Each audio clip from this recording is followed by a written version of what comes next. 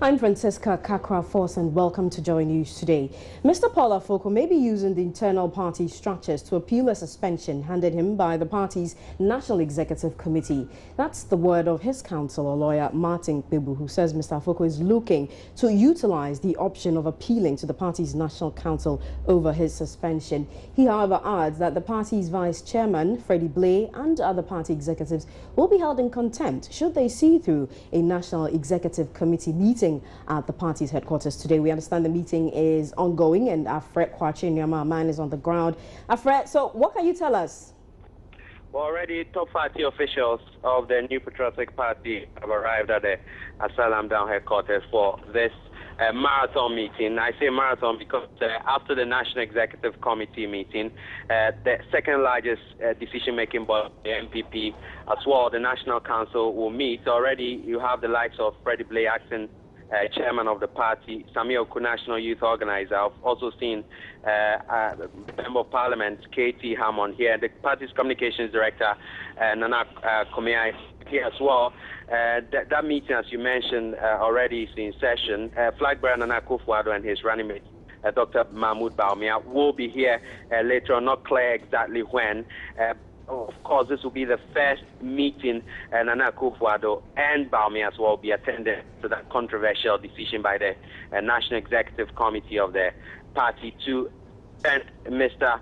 Paul Afoko. Some of the key issues I understand that will be discussed at this meeting include the current crisis in the party. That will be one of the major discussions at meeting, and the aftermath of the organized by the Electoral Commission on the voters register will also feature prominently National Executive Committee and the National Council's meeting today. And that's the more reason why today, much more so, you have a former chairman and the man leading that push for review of the voters register, Peter McMenu, at the meeting. One other issue I've learned that the National Council and the National Executive Committee will be deliberating on will be on the outstanding constituencies that the party has to hold primaries in, the likes of Ablekuma West here in the Greater Accra region. Very well, Afred. Joining us on the line is also Martin Pebu, who's lawyer for Paul Afoko. Afred, we know Paul Afoko is in court challenging his suspension, and today there was a statement of him asking party executives to disregard the NEC meeting today. Any word on that by any of the party executives?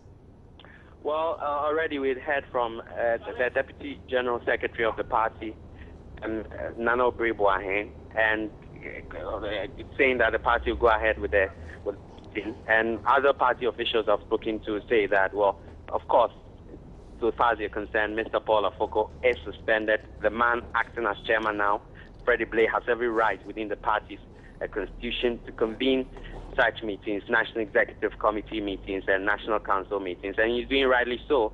And they will be attending the most powerful man in the MPP now, Nana Akufo-Addo himself, will be attending. Well, Dr. Mahmoud Bawumia, I can see, just arrived in his convoy about 3 four-wheel drive Land Cruisers at the party's headquarters as well. So that's an indication clearly of the intent by giving the highest officials in the MPP. Okay, Afred, thankfully we are joined on the line by Martin Pebu. So kindly hold that line and let's get his reaction to the meeting going on still, despite their claim that the executives would be held or could be held in contempt. Mr. Pebu, the meeting is ongoing. Well, this is a very sad day in the history of Ghana, that really a party such as the NPP would disregard court processes, and especially a court process that seeks to stop them from doing what they're actually doing. This is really sad. It's a sad day in our history as a nation. Beyond your sentimental reaction, feeling sad about it, did you serve the party any notice with regards to this meeting? Yes, there is a motion pending in court, which motion seeks to stop them from convening and attending such meetings, this National Executive Committee meeting and National Council meeting. That motion will be moved on the 9th of November. So are they in contravention then, if they've got time? Yes, clearly. Once the meeting is going or is ongoing, this is a clear violation of our laws, because the motion seeks to say that they should not hold any such meetings. So by our laws, once the motion was served, the application was served on the General Secretary, it means MPP as an entity has been served. So it means that they have to hold their hands. They have to restrain themselves until the 9th. Then they go to court. If they succeed in throwing out the injunction, then they are free to hold a meeting. But until then, nobody should convene such a meeting. Don't forget, Mr. Blay has been cited for contempt and some other 5 persons. That case is ongoing. And in the face of this ongoing contempt case, you find Mr. Blay convening another meeting. This is incredible. I mean, as a nation. So what will you do about that? Oh, so definitely it lies within the rights of the plaintiffs who are in court. That's Emmanuel and Stephen Owusu and co. to cite them for contempt again. Each time that any illegal act is committed, it's also a separate contempt. So another contempt case can be filed for today's meeting that they are holding. And indeed, anybody who attends today's meeting opens himself up for a suit in contempt. Now, we understand you and your client, Mr. Afoko, are going to appeal to the party's National Council over the suspension. Kindly take us through exactly what is going to happen. Well, we'll take it one day at a time.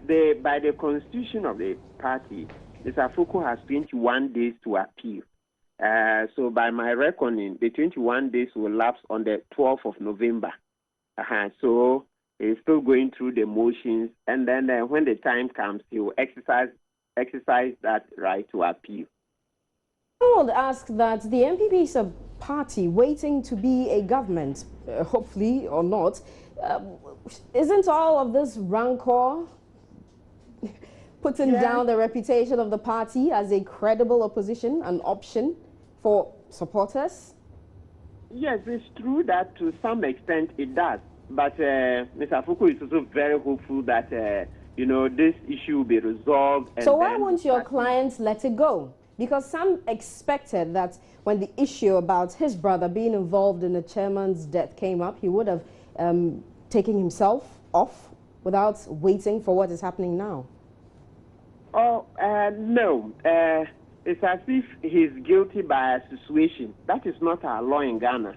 Guilty by association is not our law in Ghana. His brother is alleged to have done something. But even that one, he's innocent until proven guilty.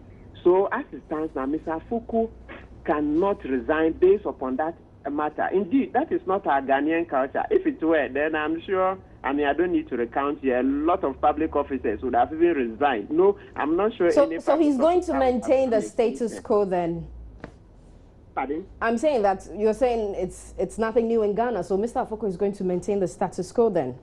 Yes. Very well. And this is even far better because he's not directly involved. Very well. We'll leave it here. Thank you very much. That's Martin Pebu, his lawyer for suspended chairman of the New Patriotic Party, Paul Afoko. In the studio with me is Malik Dabu, editor of myjoyonline.com. Malik, it's interesting that a government in waiting, or the biggest opposition party, has been at loggerheads with one another for a long time, and it's still going on. It's still brewing.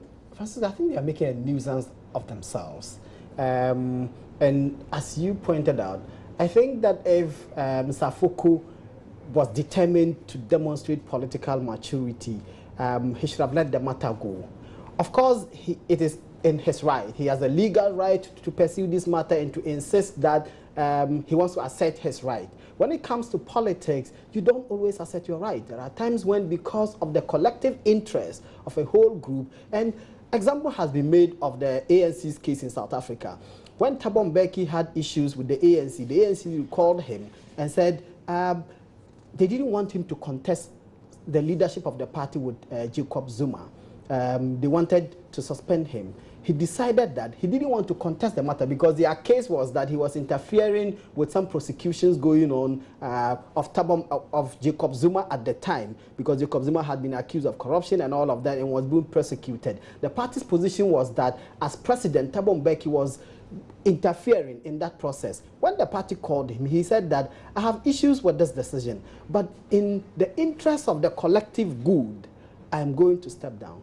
And he did. But isn't it a democracy, and you call it a nuisance, but isn't it a democracy? And it appears that Paul Afoko and some others may have been singled out and by who the says party. In democracies, people always insist that they must assert their right. When people want division and chaos, this is what they do. And I'm not saying that that's what Mr. Afoko wants. I'm simply saying that by insisting on asserting his right, what he is doing is inadvertently driving his party down the drain. He loves the party, that's what he says, and we don't have any reason to doubt that. But if he has regard for the interest of the collective good, if he has regard for the interest of the party, and he recognizes that at the juncture that the party is at, this junction, the party's neck is not about to revoke that decision. So digging in his heels and insisting that he's the chairman and getting a spokesperson who, by the way, is not recognized by the party structures to be issuing statements that seek to further undermine the party's integrity and its reputation, he's not doing himself and his political future any good. Some political analysts, and one of them is Joe Jackson, they say that the MPP is digging its own grave with its internal rancor wranglings way ahead of the main event, which is the 2016 election. There's some merit in that argument. There's some merit because people want to see a collective movement towards resolving the nation's problems. If you can't resolve your own problems in-house, how can you convince anyone that the people should have reasonable belief in the party's ability to forge together and lead a concerted effort to resolve the nation's problems? It can't happen. I think, and this is the view that is held by many, that the party ought to be dealing with its internal matters better. Take, for example, today, you are going for a meeting, and the acting chairman of the party, Freddie Billy, calls a meeting, and you have a spokesperson of the suspended chairman issue a statement to the media. For those of us in the media, what is our interest? Because if you have issues with the meeting, send that statement to the NEC members, and we know all of them. You know who the NEC members are. So why don't you send your concerns to them? Why do you issue a public statement? What are the objectives that statement sought to achieve?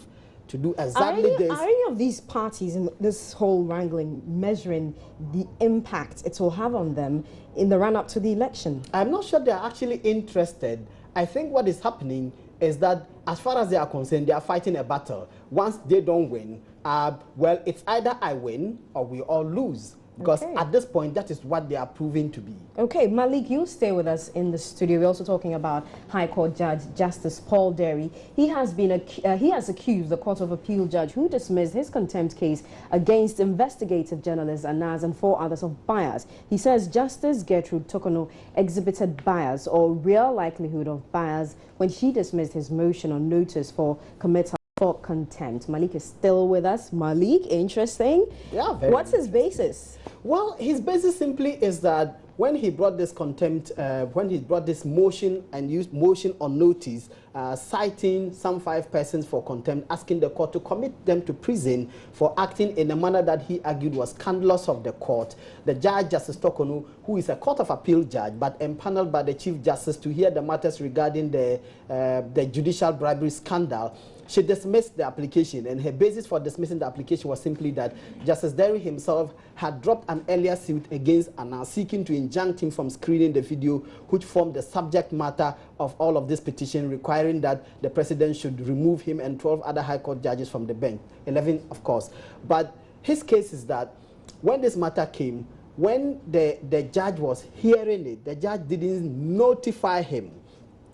I bring a case before you. If you are going to hear the matter, you are duty bound by law to inform me that you are going to hear the matter, precisely because the case had been scheduled on a particular date to be heard.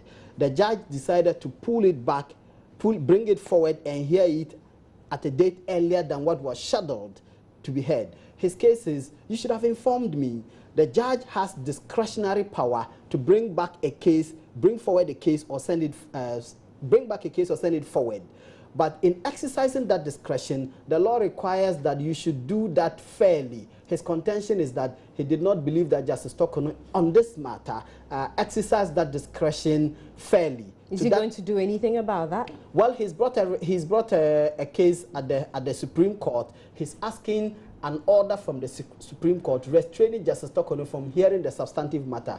And we know that he's seeking a total of 17 declarations in the substantive matter, one of them being that the collection of the videos that Anas is using as evidence against him was done in violation of his right to privacy, that in the conversations that Anas recorded, Anas did not inform him he has a right to privacy. If you come to his house and you're collecting information and you do that without telling him, you violate his right to privacy. So that's essentially one of the arguments that he's making. Yeah. There are many others he's making in that substantive matter. Are Ghanaians tired of Justice Derry or any of the implicated judges? That's difficult to tell, but it's obvious from what happened and what people say is that this is a man who doesn't want to go down alone. He doesn't want to go down quiet. He's kicking because he believes he has rights to protect. But of course, the laws allow him to do that, because every single one of us, if you ever are accused of any matter, you would want to be allowed your right to defend yourself as you deem fit. Very well. We'll keep our eyes on Anas and all the stories coming up from that. But thank you very much. That's Malik Dabu, editor of myjoyonline.com. We'll take a break on Joy News today. We'll be back with more stories. Please stay.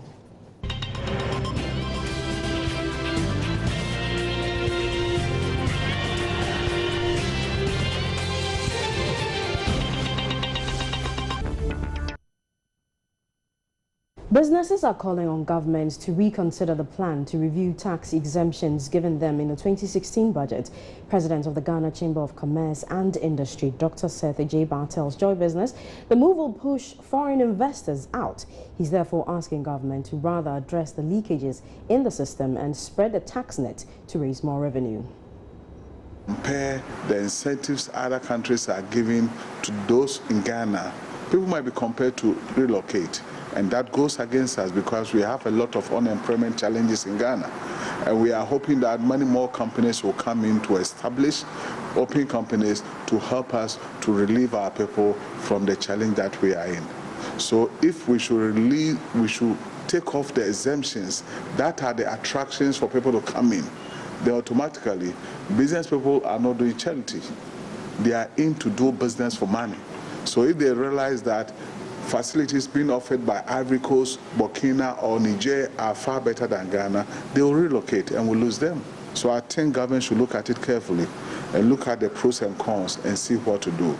Adding of taxes is not the solution, but spreading the tax net for every living Ghanaian to pay a bit of tax will help us to get the money. And trying to find a way to block the loopholes, that money goes into the drain. If we're able to do that, we'll get a lot of money. Because people need those exemptions, but just that those who are supposed to give the exemptions are abusing them.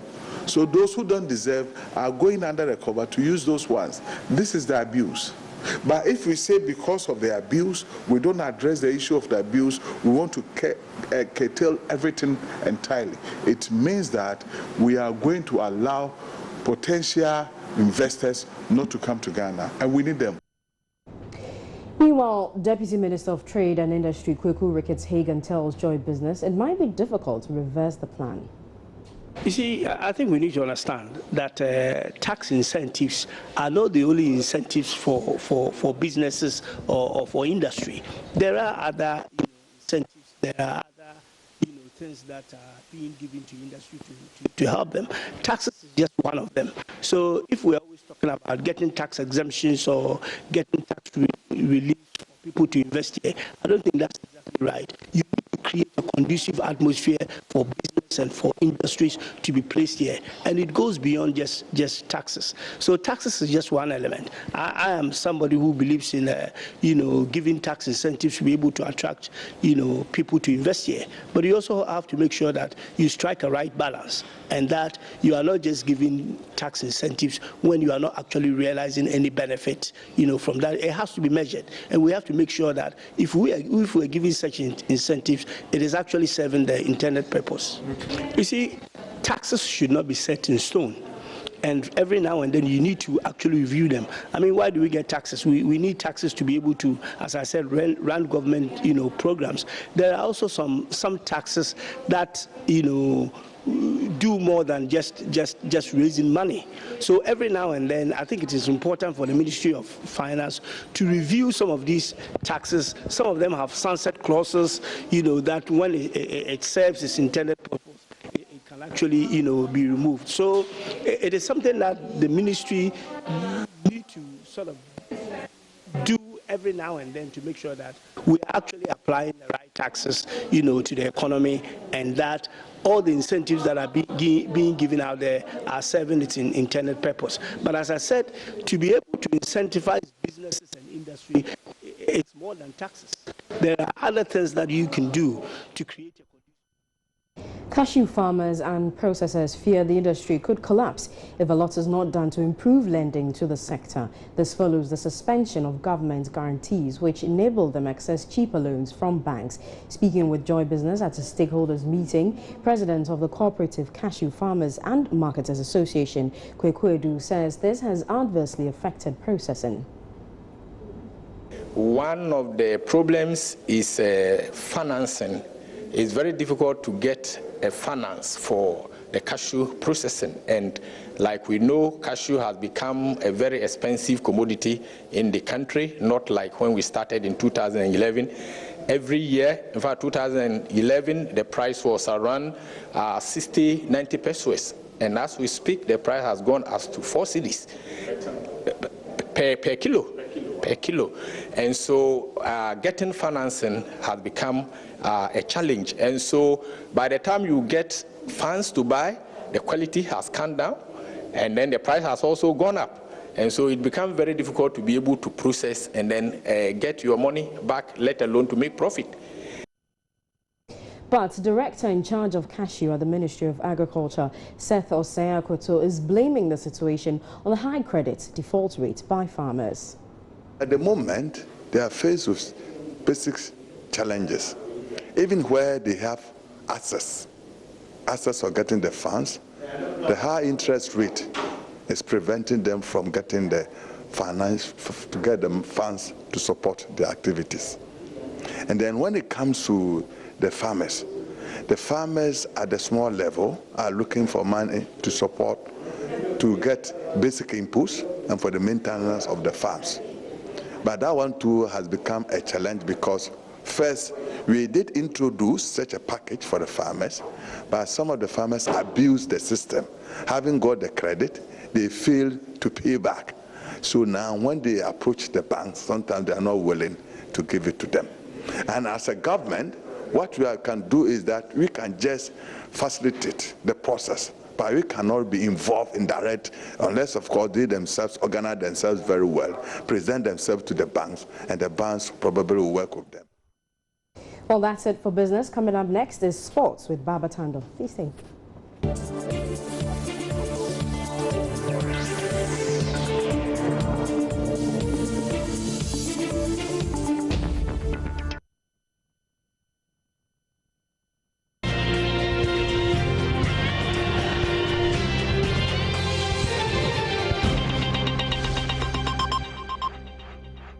And there's more news on myjoyonline.com. You can go there for the latest.